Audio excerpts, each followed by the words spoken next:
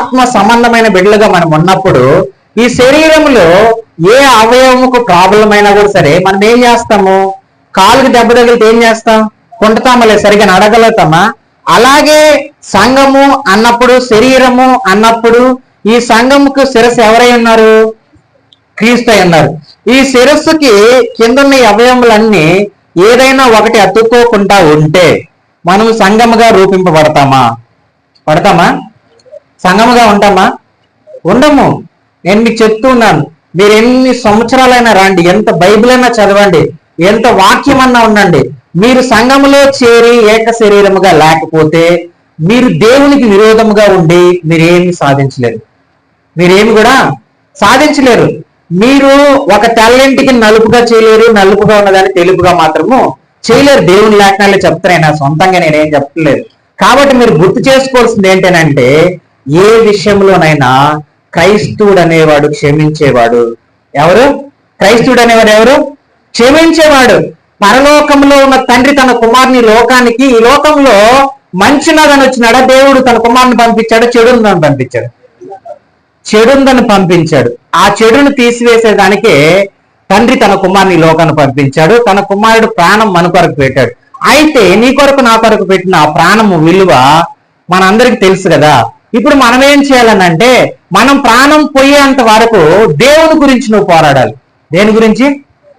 దేవుని గురించి నువ్వు పోరాడాలి. నీ ప్రాణం పెట్టే అంత స్థితి వరకు కూడా నువ్వేమవ్వాలి? వెనక్కి తిరిగి చూడకూడదు.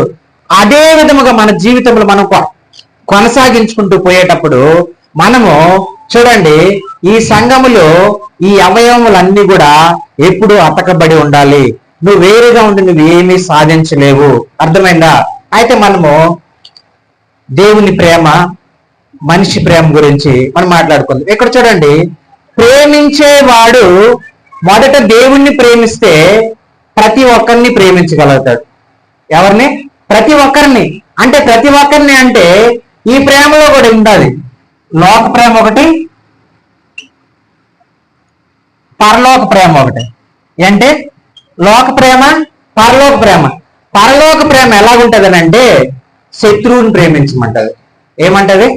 శత్రువుని ప్రేమించమంటది, శత్రువుని క్షమించమంటది, శత్రువు గురించి ప్రార్థన చేయమంటది. ఎందుకనంటే అతను మార్చబడితే ఏమవుతుంది? ఒక ఆత్మ రక్షింపబడుతుంది. అందుకని ఇక్కడ చూడండి, దేవుని ప్రేమ, మనిషి ప్రేమ. దేవుని ప్రేమ మనిషిలోకి వచ్చినప్పుడు మనిషిలో ఏముంటదంటే, వాడు ఈ మనిషి ఏమవుతాడంటే ప్రేమించేవాడు అవుతాడు. ఏమవుతాడు? ప్రేమించేవాడు అవుతాడు. ఇంకొకటి క్షమించేవాడు అవుతాడు. ఏమవుతాడు? క్షమించేవాడు అవుతాడు. చూడండి, సహోదరుల ఐక్యత కలిగి ఉండటం ఎంతో మేలు అంటాడు కీర్తనకారుడు 133వ కీర్తనలో.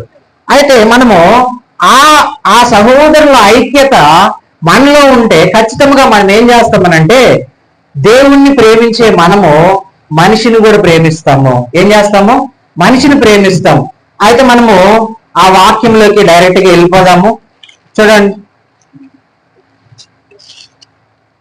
22వ అధ్యాయంలోనే నేను కొన్ని మాటలు మీకు గుర్తు చేస్తాను. మత్తయి సువార్త 5:44లో మీకు వచ్చినప్పుడు అంతా నేను ఈ వాక్యం మీకు గుర్తు చేస్తాను ఏదో ఒక వారంలో. చూడండి, 44వ వచనం, 5:44. నేను మీతో చెప్పినది ఏమనగా,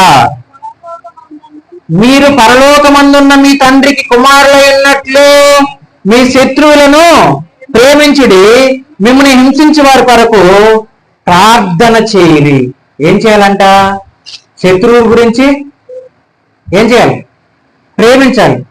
మనం హింసించే వారి గురించి ఏం చేయాలి? ప్రార్థన చేయాలి. నువ్వు ప్రార్థన చేస్తే ఖచ్చితంగా నీ శత్రువు ఏమవుతాడంట? మిత్రుడు అవుతాడు. దేవుని రక్షణలోకి వస్తాడు.